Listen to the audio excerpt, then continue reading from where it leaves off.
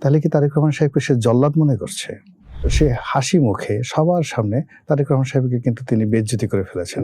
কোনো কোনো জায়গাতে বাংলাদেশের জামাত এবং বিএনপি নেতাকর্মীদের মধ্যে যথেষ্ট মারপিট হচ্ছে, এবং এই বিষয়গুলো জামাতের পক্ষ থেকে বলা হয়েছে যেটা immediately stop it. Awami League অভিজ্ঞ দল, তারা খুব ভালো করে জানে যে জামাত যদি একবার ক্ষমতায় আসে at least 20 years they have to wait. যে যদি একটা মধ্যবর্তী নির্বাচন হয় কিংবা একটা পরবর্তী নির্বাচন হয়, সেখানে জামাতের জয়ের সম্ভাবনা শতভাগ। যদি এই সরকার খুব সফল হয়, তাহলে প্রতিপক্ষ জামাত তাদের হাতকে শক্তিশালী করার জন্য আওয়ামী লীগের সঙ্গে বন্ধন করবে এবং আওয়ামী লীগ সেটা গ্রহণ করবে। ইন্ডিয়া ছাড়া আমরা চলতে পারি, এই ব্যাপারে তিনি গত 17 মাস যাবৎ চেষ্টা করেছেন এবং সফল হয়েছেন। এই একটা কারণে অনেক ভারত বিরোধী মানুষ আমাদের দেশে যারা আছে, যারা সারা জীবন ডক্টর মোহাম্মদ ইউনূসকে মাথায় করে রাখবেন। এই জমজমা সংসদ একে অপরের জন্য বুমেরাং হয়ে যেতে পারে। জামাতের যারা লোকজন আছে তারা সততা, ন্যায়পরায়ণতা, ধর্মকর্ম এগুলোকে তুলে ধরার চেষ্টা করবে। বিএনপির লোকজন তাদেরকে খোঁটা দেবে, আর বিএনপির লোকজন বারবার শুধু তাদেরকে রাজাকার, আলবদর, আসাম সেগুলো বলার চেষ্টা করবে। সব দলই আমাকে মনোনয়ন দিত। আবার আমি যদি স্বতন্ত্র ইলেকশন করতে চাইতাম রুমিনদের মতো করে, সেখানে আমি পাশ করে আসতে পারতাম। কিন্তু মুই যে বললাম যে একটা ইলেকশন করতে তো টাকা লাগে, আমার তো টাকা নাই। আবার অনেকের দেখা যাচ্ছে যে টাকা ঘুষ খেতে পারে, তাদের কোনো বিবেকে বাধে না। নির্বাচনের ফলাফলে কারচুপির অভিযোগ তুলেছে জামাত এনসিপির 11 দলীয় জোট। এদিকে নির্বাচনের কত শতাংশ ভোট পড়েছে সেটি সবসময় সাথে সাথে জানানো হলেও এবার কিন্তু বেশ পরে জানানো হয়েছে। কি উদ্দেশ্যে এই দীর্ঘ সময় নিল নির্বাচন কমিশন? এসব যেমন প্রশ্ন থাকছে, তেমন প্রশ্ন উঠছে গণভোটে কেমন ভোট পড়েছে এবং সেখানে যে গড়মিলের তথ্য পাওয়া যাচ্ছে সেটিও কিন্তু আলোচনায় উঠে এসেছে। যেমন রাজশাহী 4 আসনের গণভোট কাস্ট হয়েছে 244.295%, যেখানে মোট ভোট 3,19,909, কিন্তু ভোট পড়েছে 7,81,523। এরকম দেখা গেছে সিরাজগঞ্জ, নেত্রকোনার বিভিন্ন আসনেও। অন্যদিকে ঢাকা 17-তে জামাত প্রার্থীর সাথে খুব অল্প ব্যবধানে জিতেছেন বিএনপি চেয়ারপারসন তারেক রহমান। নাসিরউদ্দিন পাটোয়ারির কাছেও খুব অল্প ব্যবধান পরাজয় এড়িয়েছেন মির্জা আব্বাস। এসব নিয়ে আজকে মানবকণ্ঠে আমরা কথা বলবো। আজকে আমাদের অতিথি সাবেক সংসদ সদস্য ও রাজনৈতিক বিশ্লেষক গোলাম মাওলা রনি। গোলাম মাওলা রনি, কেমন আছেন আপনি? আলহামদুলিল্লাহ, আপনি কেমন আছেন? আলহামদুলিল্লাহ, ভালো আছি। একটা তো দীর্ঘ ভোটের একটা বিষয় গেল এবং নির্বাচনের ফলাফলও চলে আসলো। তো সব মিলে কিন্তু এখন যেটা আমরা দেখছি যে গণভোটের যে ফলাফলগুলো এসেছে, এখানে কিন্তু বেশি গড়মিলের তথ্য পাওয়া যাচ্ছে। এটাকে আপনি কিভাবে দেখছেন এবং আপনার পর্যবেক্ষণে কি আসছে? প্রথমত হলো যে আমরা শেখ হাসিনার পতনের পরে সব একটা অস্বস্তির মধ্যে ছিলাম, এবং সেই অস্বস্তিটি নির্বাচনের দিন পর্যন্ত ছিল যে নির্বাচনটা আদৌ হবে কিনা, হলে শান্তিপূর্ণ হবে কিনা, নির্বাচনে কারা জয়লাভ করবে, এই সমস্ত বিষয়ে আমাদের একটা অস্বস্তি ছিল। আমাদের মধ্যে দুটো গ্রুপ হয়ে গিয়েছিল। যদি যারা পপুলার ভোটের কথা কাউন্ট করতো, তারা মনে করতো যে এই বিএনপি যেভাবে বিজয়ী হয়েছে এভাবেই আসলে বিএনপি বিজয়ী হবে। কিন্তু এর বাইরে ম্যাটিকুলার ডিজাইন বলেন, অথবা তরুণ ভোটারদের কথা বলেন, নারী ভোটারদের কথা বলেন, ইসলামাইজেশনের কথা বলেন, এই জিনিসগুলো গত 17 মাসে যে ন্যারেটিভগুলো তৈরি হয়েছে, সেই ন্যারেটিভ অনুযায়ী সবাই ভয় পাচ্ছিলেন যে হয়তো জামাত ক্ষমতায় চলে আসবে। আর জামাত যদি ক্ষমতায় চলে আসে, তাহলে বাংলাদেশের যে course of action, the political course of action, এটা 180 ডিগ্রি অ্যাঙ্গেলে পরিবর্তন হয়ে যাবে। বিএনপি যে রাজনীতি করে বাংলাদেশি জাতীয়তাবাদ, তারপর আওয়ামী লীগ যে রাজনীতি করে বাঙালি জাতীয়তাবাদ, বিএনপি মানে জাস্ট লাইক এ আলু ভর্তা, পটেটো ম্যাশ, অনেকগুলো মত পথ একত্র করে তারা একটা রাজনীতি করে। ওদিকে আওয়ামী লীগের যে রাজত্ব বা রাজনীতি, দুটোই ভারত কেন্দ্রিক। তো সেক্ষেত্রে জামাত যদি আসে, তাহলে সেখানে তুরস্ক, পাকিস্তান, সৌদি আরবিয়া, এমনকি চীন, একটা নতুন ধারা রাজনীতি বাংলাদেশে চালু হলে এদেশের ট্রেড অ্যান্ড কমার্স কেমন চলবে, সংবিধান কিভাবে থাকবে, জীবনযাত্রা, জনজীবন কিভাবে চলবে, এটা নিয়ে কিন্তু মানুষের একটা নিদারুণ টেনশন ছিল। যাই হোক, নির্বাচন হয়ে গেল। আপনি যেটা উপস্থাপনার সময় বলছিলেন যে এই নির্বাচনের এইবারে আপাত দৃষ্টিতে একটা ব্রুট মেজরিটি পেয়েছে বিএনপি, কিন্তু যদি বলা হয় যে ভোটের হিসাব, তো ভোটের হিসেবে উভয় দলের মধ্যে পার্থক্য খুব বেশি নয়।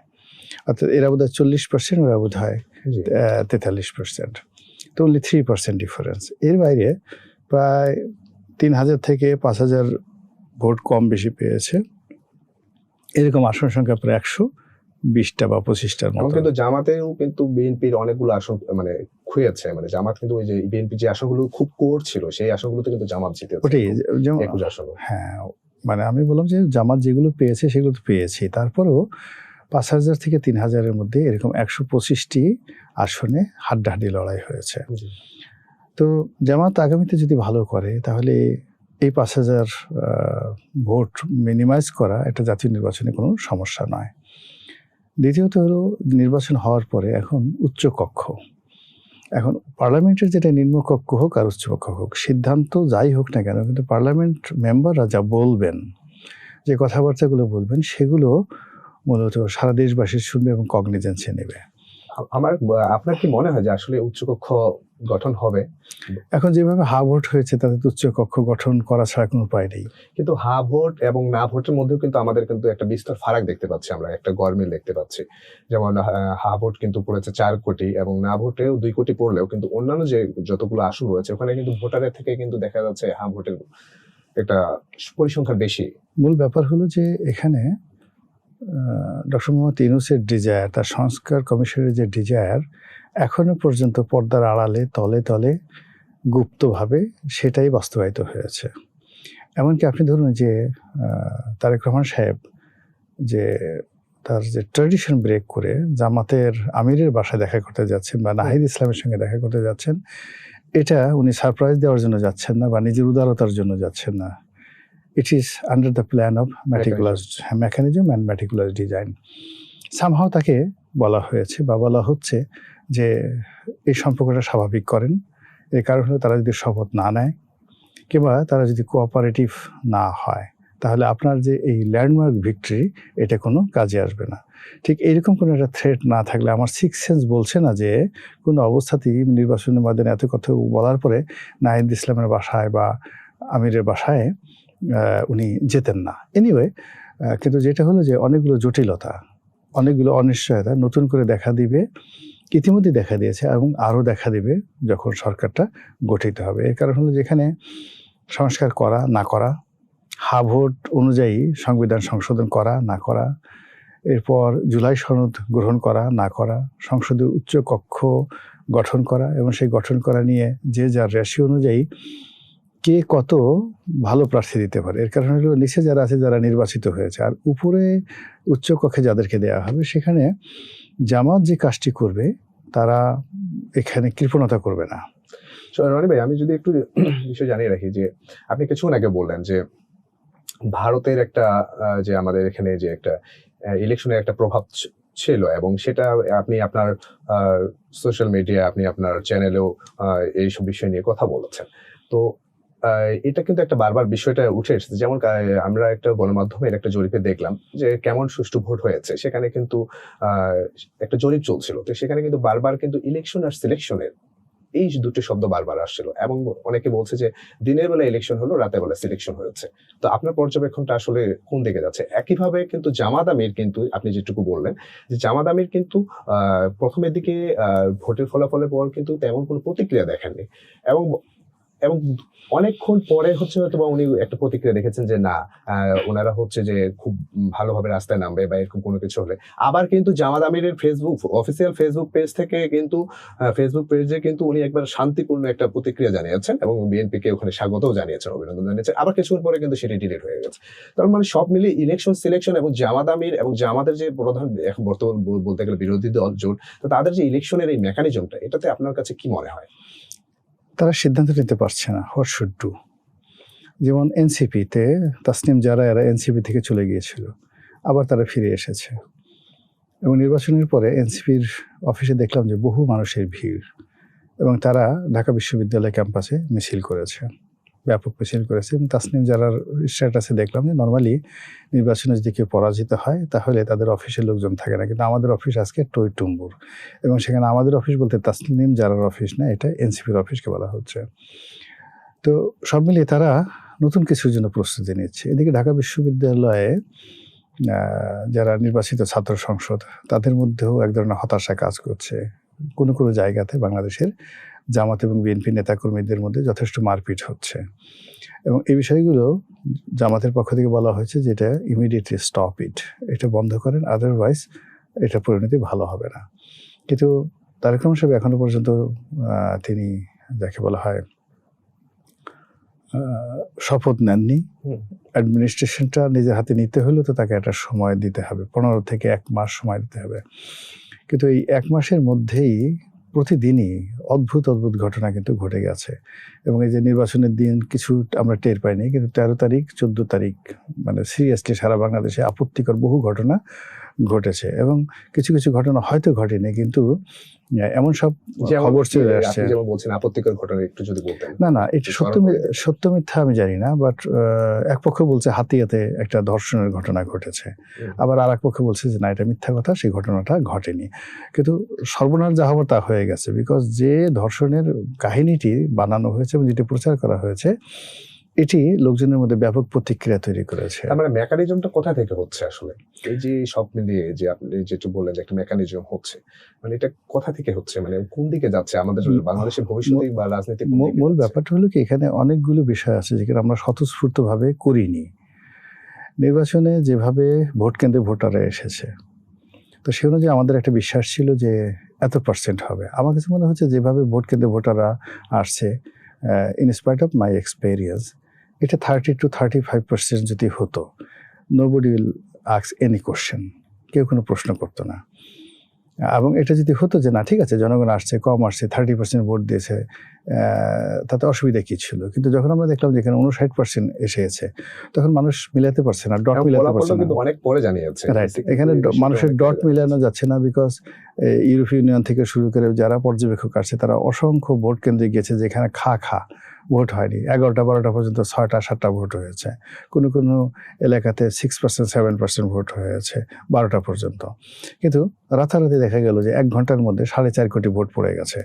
তো এটা আসলে মিলানো যাচ্ছে না। এটা নিয়ে অনেকগুলো প্রশ্ন এখনই অ্যারাইজ করছে এবং আগামীতে এগুলো নিয়ে রীতিমতো ঠাট্টা মশকরা হবে এবং সংঘাত হবে। এবং এখন দেখুন আমাদের যে বিখ্যাত সাংবাদিক খালিদ, তো সে হাসি মুখে সবার সামনে তারেক রহমান সাহেবকে কিন্তু তিনি বেইজ্জতি করে ফেলেছেন। মানে এর সাথে আর বেইজ্জতি হয় না যে তিনি প্রথমে একটা হাসি দিয়েছেন, এই হাসিটা মূলত তাচ্ছিল্যের হাসি, মানে একটা মুহা হা হা করে একটা হাসি আছে না, এরকম একটা মুহা হা করে একটা হাসি দিচ্ছে। তারপরে শেষে সেই হাসি দিয়ে তাকে বলছে যে যদি অভয় দেন, যদি অভয় দেন, তাহলে কি তারেক রহমান সাহেবকে সে জল্লাদ মনে করছে?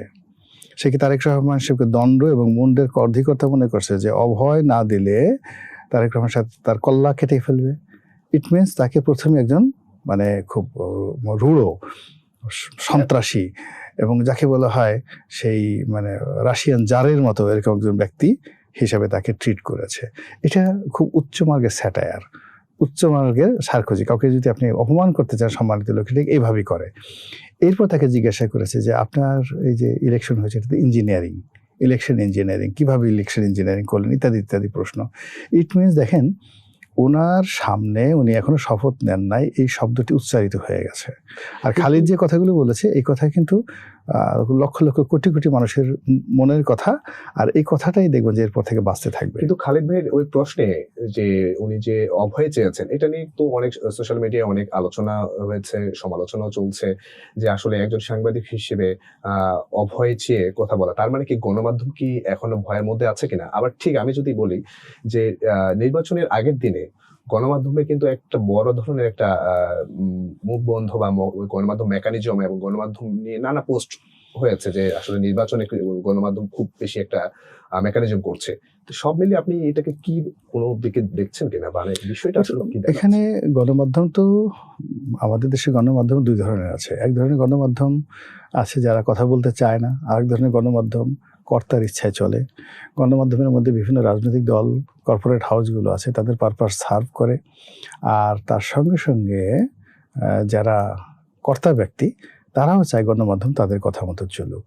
এই যে গত 17 মাসে যে মবগুলো হয়েছে গণমাধ্যম কেন্দ্রিক, এমনি তো শেখ হাসিনার জমানাতে এটা প্রায় মেরুদণ্ডহীন হয়ে পড়েছিল। এখন সেই মেরুদণ্ডের মধ্যে যতটুকু রক্ত সঞ্চালন ছিল এটা এই 17 মাসে শেষ হয়ে গেছে। আর খালিদের কথায় যেটা প্রকাশিত হয়েছে তাতে মনে হয়েছে যে তারেক রহমান সাহেব অতীতের যে কোনো লোকের চাইতে মানে আরও নিষ্ঠুর। এই কারণে শেখ হাসিনার জমানাতে কেউ কখনো এই ধরনের প্রশ্ন করেনি যে মাননীয় প্রধানমন্ত্রী শেখ হাসিনা আপনি যদি অভয় দেন তাহলে কথা বলতে পারি। তাহলে কি তারেক রহমান সাহেব শেখ হাসিনার চেয়েও খারাপ? এরশাদের সামনে মহাস্বৈরাচার, কেউ বলেনি আপনি যদি অভয় দেন কথা বলতে পারি। তো ঠিক সেম কথাটা যখন তাকে বলা হলো, ইট মিনস তারেক রহমান সাহেব কি এরশাদ সাহেবের চেয়েও খারাপ? তো এই জিনিসটা একটা প্রশ্ন ছুড়ে দিয়েছে কিন্তু খালিদ, প্রশ্ন ছুড়ে দিয়েছে, এখন এটা চলতে থাকবে। তার মানে কি ভবিষ্যৎ কি আসলে কোন দিকে যাচ্ছে? আপনি যেটি বলছেন যে তারেক রহমান অনেকটাই খারাপ মানে অন্যান্য থেকে। না এটা খালিদ এই প্রশ্ন ওনার পরীক্ষিতে সেটা ছেড়ে দিচ্ছে হবে কিনা বা সেটা আমরা জানি না, বাট যেহেতু একটা প্রশ্ন এরাইজ হয়েছে, তো সেটাকে আপনি কিভাবে বিশ্লেষণ? না, মূল ব্যাপার হলো যে রাষ্ট্রের শ্রেণী চরিত্র, রাষ্ট্রনায়কের শ্রেণী চরিত্র, সরকার প্রধানের যে শ্রেণী চরিত্র, এটি নির্ভর করে তার আশেপাশে কারা আছে। এখন আশেপাশে যারা লোকজন আছে তারা যদি তাকে সত্যিকার এরকম অভয়দাতা বানিয়ে ফেলেন, দণ্ডমুণ্ডের কর্তা বানিয়ে ফেলেন, প্রতি মুহূর্তে যদি তার কান ভারী করেন যে আপনার বিরুদ্ধে অমুক লোকেই কাজ করছে, তার নাক ফাটিয়ে দেওয়া উচিত, কান ডলে দেওয়া উচিত, তার পিঠের উপর আচ্ছা মতো মরিচ ডলা দেওয়া উচিত, তো একটা সময় তার মনে হবে ভালোই তো, পিছিয়ে যদি মরিচ ডলা দিয়ে দিই, ও লোকটা বাবা বাবা করে চিৎকার করবে। তারপর সে কারো যদি ঠ্যাং ভেঙে দেই, ও হাঁটু গেড়ে বসে থাকবে, আমাকে গালাগালি করে, আমাকে নিয়ে কার্টুন আঙুলটা ছেঁচে দেই। মানুষের মন তো, এখন এটা নির্ভর করে ওনার আশেপাশে যারা লোকজন, আর আশেপাশের লোকজন যদি তাকে সুন্দরভাবে বুঝায় যেন যেটা করেছে ঠিকই করেছে, আপনারই ভুল, আদারওয়াইজ এটা দেখেন, অথবা সে যে সাংবাদিক করেছে, যে লেখক করেছে, তাকে ডাকেন, তার সাথে কথা বলেন, হোয়াট ইজ দ্য প্রবলেম, তখন একটা ভিন্ন প্রেক্ষিত তৈরি হতে পারে। যেহেতু তিনি যে 17 বছর পরে এসেছেন, আর 17 বছর আগে তার যে কৃষ্টি কালচার ছিল, তার যে চরিত্র ছিল, তার যে লিগেসি ছিল, হোয়াট এভার মেবি, এটা খুব স্যাটিসফ্যাক্টরি নয়, এটা কোনো অবস্থাতেই স্যাটিসফ্যাক্টরি নয়। এখন 17 বছর সবাই যেটা আশা করছে যে হয়তো তার অতীত যে কর্মকাণ্ডের জন্য তিনি তো সাজা পেয়েছেন, তিনি 17 বছর প্রবাসে থেকেছেন, অনেক কষ্ট পেয়েছেন, আর এই সময়টাতে তিনি তো অবশ্যই আত্মোপলব্ধি করেছেন, আর এই সময়টাতে তিনি বিশ্বের একটা ভালো গণতান্ত্রিক দেশে থেকেছেন, তিনি শিখেছেন, কাজেই তার কাছ থেকে লোকজন আশা করছে। এখন আশা করেছে, এটা হলো আমরা তার কাছে ভালো কিছু আশা করছি, কিন্তু যদি ঘটনাটা উল্টো হয় যে তোমাদের জন্য আমি 17 বছরে ছিলাম, 17 বছর যে আমি দেশের বাইরে ছিলাম তোমাদের জন্য, 17 বছর বাইরে ছিলাম, তার সঙ্গে সঙ্গে আমার মাকে হারিয়েছি, আমার ভাইকে হারিয়েছি তোমাদের জন্য। শেখ হাসিনার মধ্যে কিন্তু এই প্রতিহিংসাটা প্রবল ছিল, এবং সে ক্ষমতা আসার আগে নামাজ পড়েছে, কালাম পড়েছে, তসবিহ তাহলিল করেছে, সব কিছু করেছে মূলত জনগণকে, তাদের মনকে নরম করার জন্য। তো সেক্ষেত্রে তারেক রহমান সাহেব এখন যা কিছু করছেন, ইংরেজিতে কথা বলছেন, জোরে কথা বলছেন না, খুব বিনয় দেখাচ্ছেন, ভদ্রতা দেখাচ্ছেন, এটা বোঝা যাবে ক্ষমতার চেয়ারে উনি বসার পর সেটা কতটা কন্টিনিউ করেন। তার মানে উনি কালকের নির্বাচন পরবর্তী যে সংবাদ সম্মেলন করেন, এটা দিয়ে উনি কি মেসেজ দিচ্ছেন জনগণকে? আপনার চোখে কি ধরা পড়ছে আসলে? উনি আসলে ওখানে তেমন কিছুই বলেননি, তিনি শুধুমাত্র তার প্রেজেন্স সেখানে দেখেছেন, সাংবাদিকদের আগ্রহ ছিল, তিনি কথা বলেছেন, তারপর সেই কথার মধ্যে তিনি ইংরেজিতে যে কথা বলতে পারেন, লোকজন তার যারা বিরুদ্ধ পক্ষ সমালোচনা করছিল, তিনি লেখাপড়া জানেন না, ইন্টারমিডিয়েট পাস, তারপর সে ইংরেজি একেবারেই বলতে পারেন না, তো এই জিনিসগুলোর একটা দাঁত ভাঙা জবাব দেওয়ার দরকার ছিল।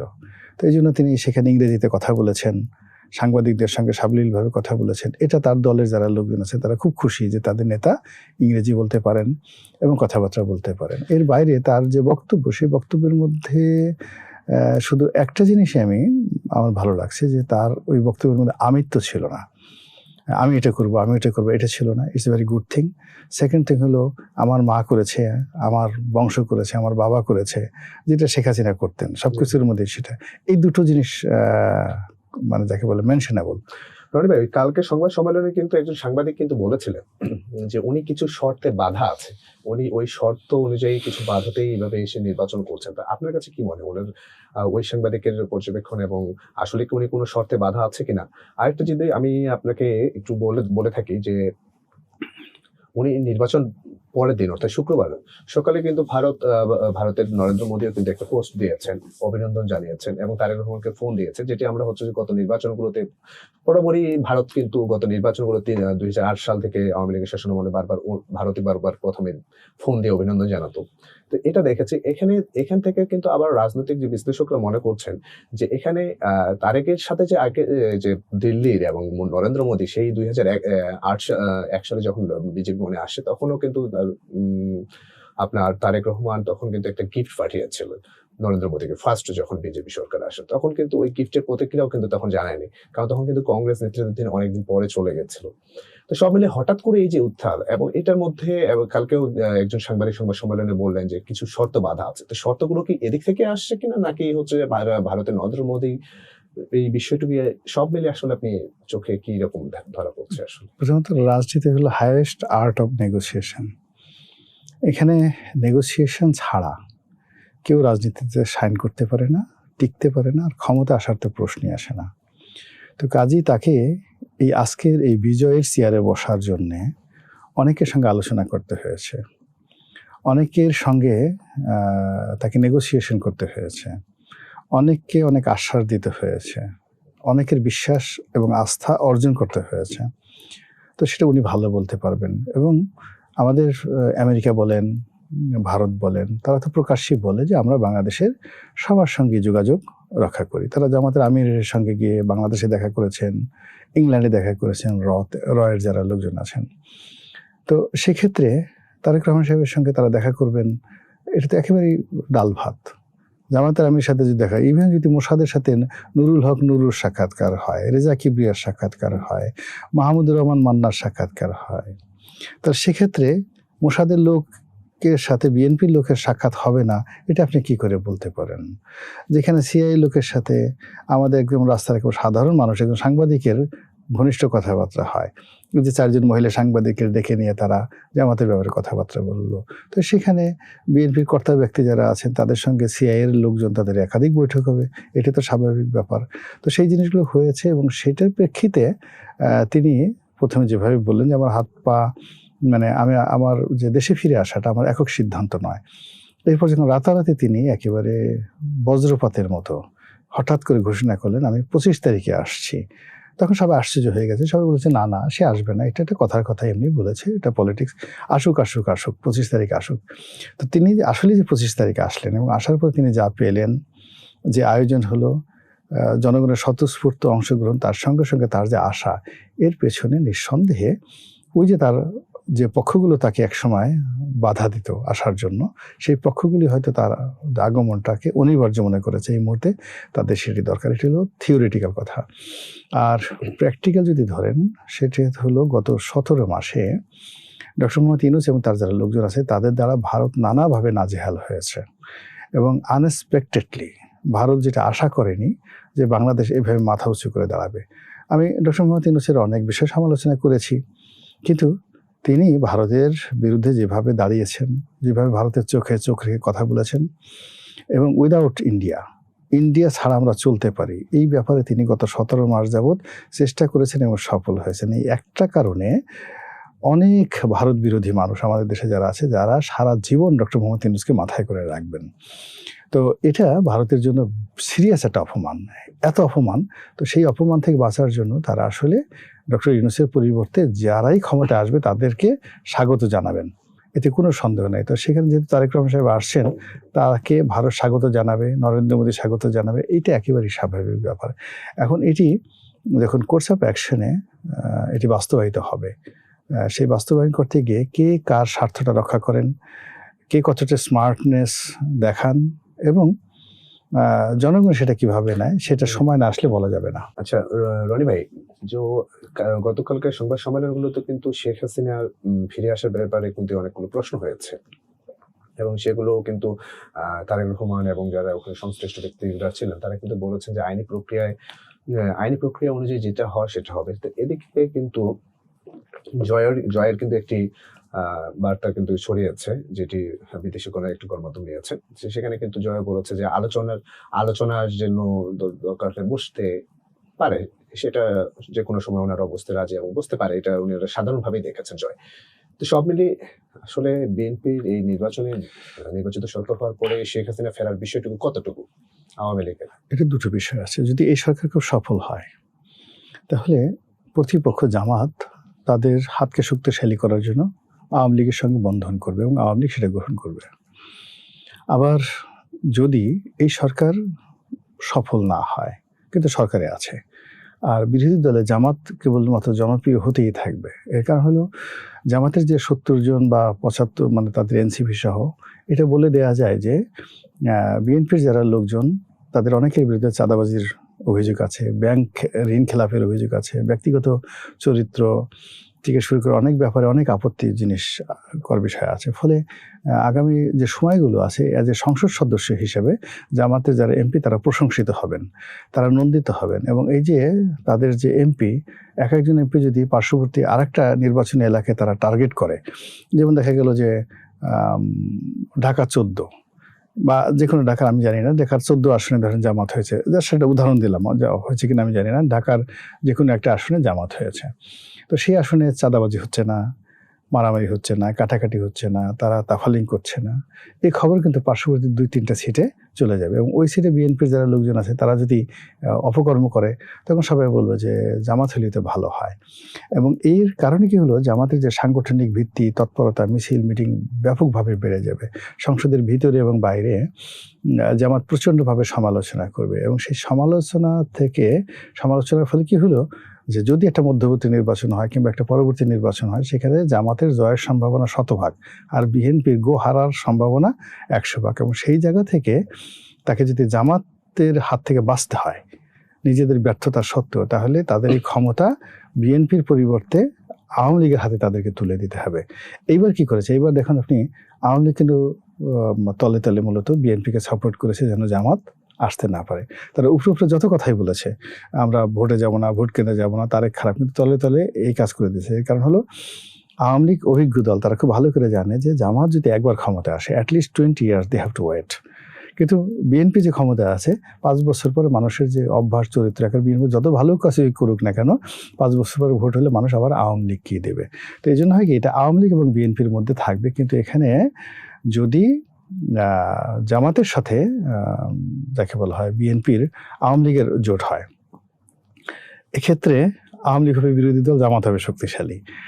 আর জামাতের সাথে যদি বিএনপির সাথে আওয়ামী লীগের জোট হয়, তাহলে পরবর্তীতে বিএনপি হবে, আওয়ামী লীগ হবে ফার্স্ট পার্টি, সরকার গঠন করে বিএনপি, বিরোধী দল, জামাত হবে তৃতীয় পার্টি।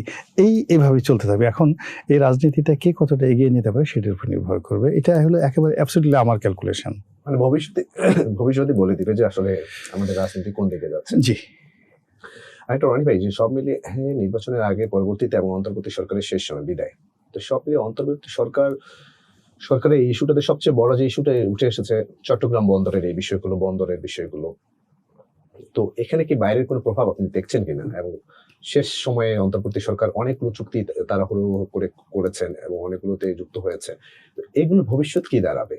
এবং অন্তর্বর্তী সরকারের যে বিদায় বেলায়, সেটাকে আপনি কিভাবে দেখছেন? তারা কিভাবে কি করবে? কিন্তু বিদায়টা ভালো হবে না। এর মধ্যে একজন ইতিমধ্যে পালিয়ে গেছে, বাকি যারা আছে এরা সবাই সমাজে, আমাদের সমাজ তাদেরকে গ্রহণ করবে না, এদেরকে দেশের বাইরে চলে যেতে হবে 111-এর যারা কুশীর লোক ছিল তাদের মতো করে। 2 নম্বর হলো যে এরা ভালো কি কাজ করেছে বা না করেছে, কিন্তু সেন্ট মার্টিন নিয়ে, তারপরে চট্টগ্রাম বন্দর নিয়ে, মানবিক করিডোর নিয়ে যে সকল কথাবার্তা ছড়িয়ে পড়েছে, বা এই যে বিমান কিনলো, এতে মনে হয়েছে তারা দেশের স্বার্থ জলাঞ্জলি দিয়ে আমেরিকার স্বার্থটা রক্ষা করার চেষ্টা করেছে, যেটা দেশের মানুষ নেয়নি। থার্ড, আপনি যেটা বললেন যে এই চুক্তিগুলোর কি হবে, এগুলো পরবর্তী সরকারের জন্য লায়াবিলিটিস হয়ে যাবে। এর কারণ এগুলো সরকারগুলো অ্যাভয়েড করতে পারবে না।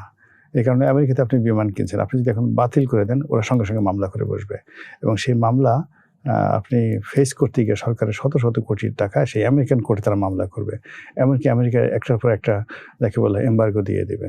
তো যার জন্য এটা সরকারের জন্য শাখের করাত করে গেছে এই অন্তর্বর্তীকালীন সরকার। তাদের কেন তারা করেছে, লং টার্ম থাকার জন্য না কি কারণে করেছে, আই ডোন্ট নো, বাট যা কিছুই করেছে এটা ধারাবাহিকতা পরবর্তী সরকারকে রাখতে হবে, এবং এটা আমাদের পুরো জাতির জন্য একটা বিগ লায়াবিলিটিস। এখানে কি তাহলে কি আপনি যেটা বুঝাতে যাচ্ছেন, এখানে কি একটা সেভ এক্সিট আবার খেলা চলছে কিনা, এরকম বিষয়টা?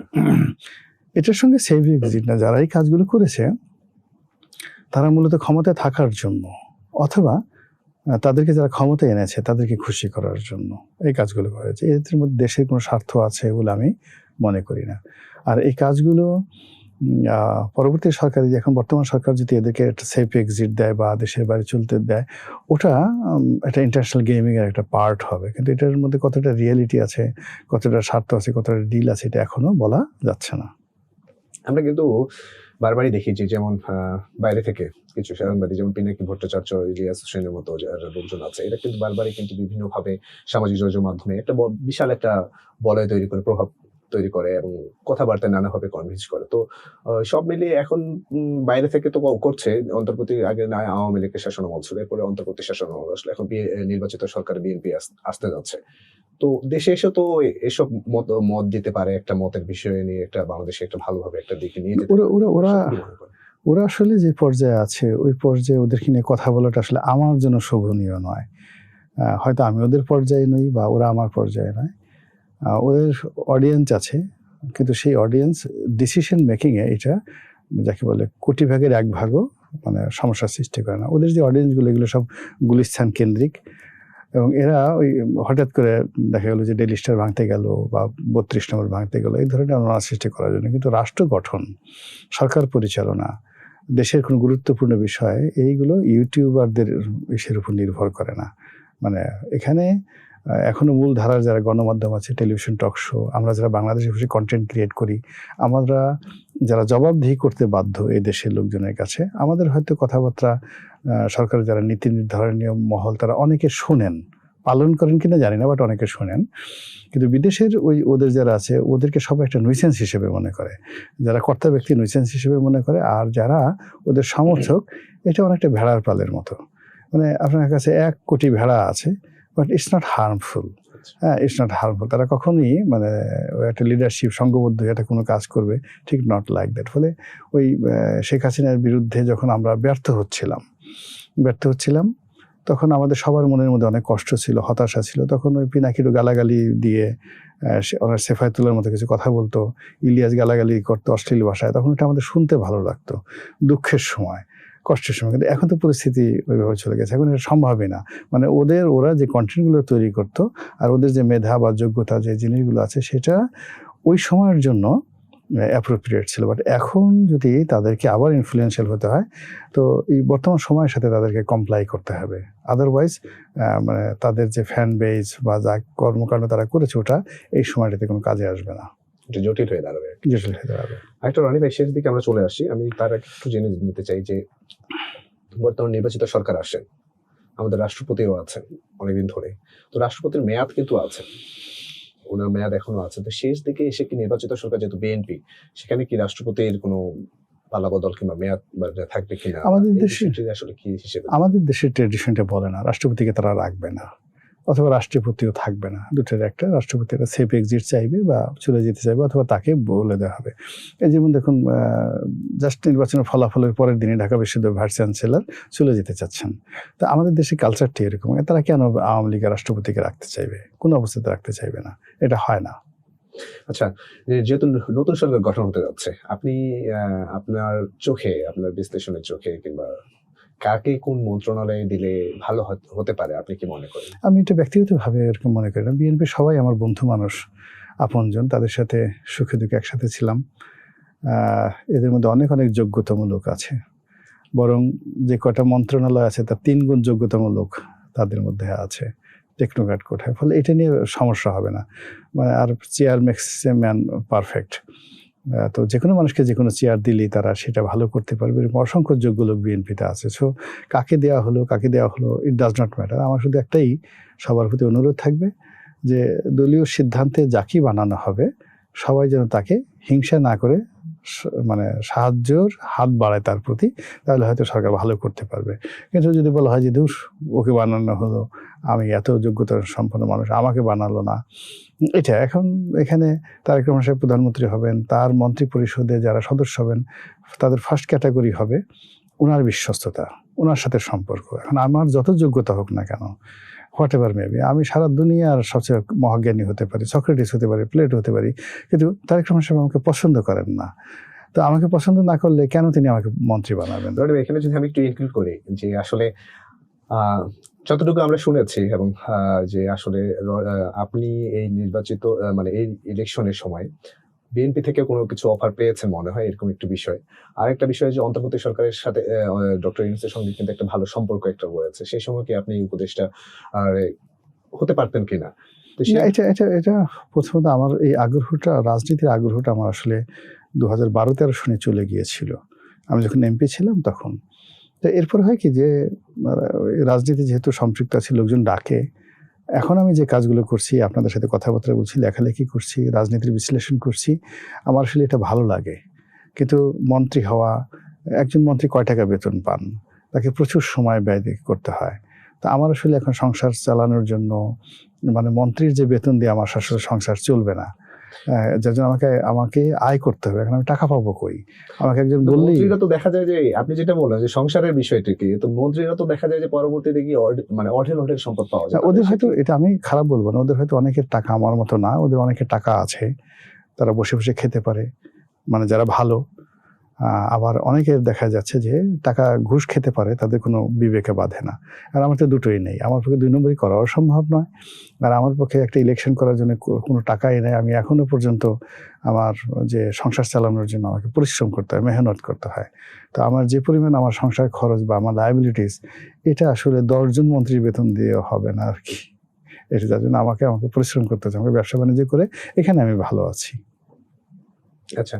রনি ভাই, তাহলে সে আসলে আপনি তো একটা ছোট্ট একটু প্রশ্ন আমি একটু ইনভলভ করি। সেটা হচ্ছে যে আপনি তো বললেনই যে রাজনীতিতে মানে এই বিষয়টুকু আপনি একটু বর্তমানে এড়িয়ে চলছেন।